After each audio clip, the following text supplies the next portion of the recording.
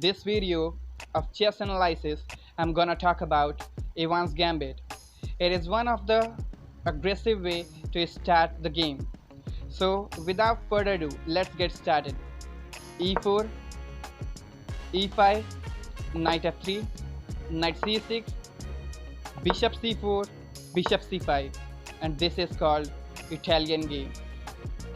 After this move, there's a lot of variation to continue this game, but for Evans Gambit, you will have to go for B4. And after B4, Evans Gambit accepted. The bishop takes B4, C3. Now there are three ways to continue this game, but first I will talk about the first one. That bishop E7, queen B3, and you can see that you are threatening to capture an F7, and there are no good move to save it. So most natural response from black side would be Knight A5. You are threatening to capture one of you. He is threatening to capture one of your piece. So not at all problem for you. You can simply give check, and after check, we'll have to move it King F8. And after this, to your opponent's surprise, you can play Queen A4, and you can see if he tries to capture your bishop, then you can take his knight, and if it tries to take the knight back, then definitely you can save your bishop.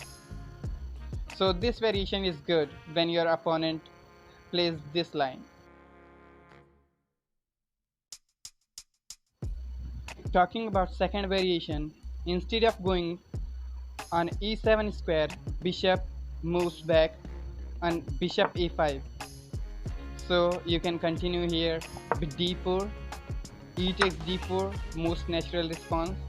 You can do castling here, and after castle, if he tries to capture another pawn, this is a big mistake, because queen B3 is again winning.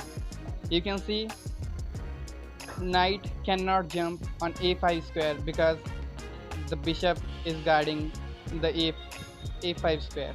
So after this move, again the pressure is on F7 square.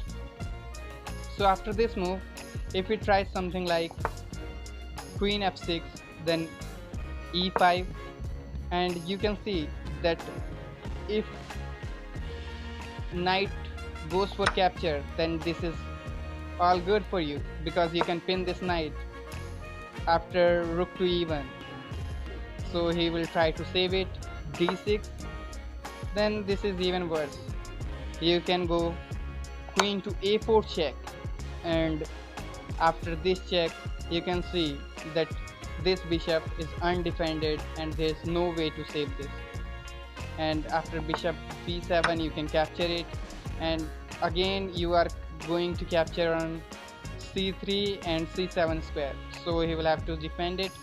So let's see, he defends with B6, then you can capture it. And after this move, I do not think there is more to tell you about this, because you can easily win this game from here. Talking about third variation, if queen goes on E7 square, then you play knight takes C3, knight F6, most common response from black, because he wants to castle king side and remove all the threats. So that's not a problem for you. Knight D5, and after this move, you are threatening to capture the queen, so he will have to capture the knight. Pawn takes D5, and after this move, the knight is attacked. He will have to save it, and the most common response would be knight D8, and this is losing on the spot. You play bishop A3, and he will have to decide, and he will have to play D6, and this move is also losing. You simply give queen A4 check, and you are winning a piece, and you will win the game. Talking about another variation from here, he can push d4, and after d4 if he tries something like d6 supporting the pawn, then you also have to play queen b3. Then this is all the same theory because the threat can't be stopped.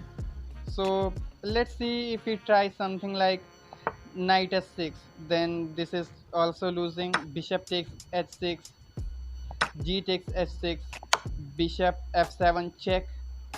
And if he tries something new and places king on d7 square, then this is completely a checkmate. So this is all winning for you. Talking about the defense against Evans Gambit.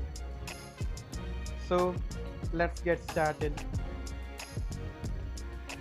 After e4, e5, knight f3, knight c6, bishop c4, bishop c5, b4, bishop takes b4, c3, bishop a5. And after this move, you all know d4 is coming. So the most accurate defense against it would be e takes d4, and after this if it tries something like queen b3, then queen e7, he will try to castle, and after this move you have to play knight f3. And after this move you can simply see that you can gain the center by capturing it. So white will definitely try to capture it. C takes d4, then black can also take knight takes c4.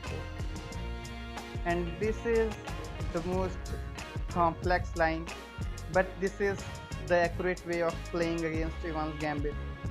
So after this move, the most common response is bishop to a3 because it is targeting the queen. So simply knight d6, and you can see that this bishop is controlling the even square, not allowing rook to join the attack. So after this move, knight c3 blocking it, and after this move you simply castle, and after rook e1 play something like queen f6, and after this move knight d5, he will again threaten the queen, so you go back on initial square, queen d8. After it captures, if rook d8, one of the possible ways because rook was attacked. So after this move you can simply sacrifice one pawn, and after it captures you simply play rook b8, and after rook b8 queen a4, which is only legal move. So after queen a4, bishop b6, targeting the pawn on d4 square twice, so you will have to defend it. So bishop d3, one of the possible way to defend it. After this move you again play bishop a5, not allowing the other rook to develop on e5. So after this move engine gives that both the sides are equal, and you can see black's all the pieces are pretty developed. One piece is remaining, that this bishop. You can always develop this bishop on d7 square and play a nice game. So thanks a lot. This was the video for today.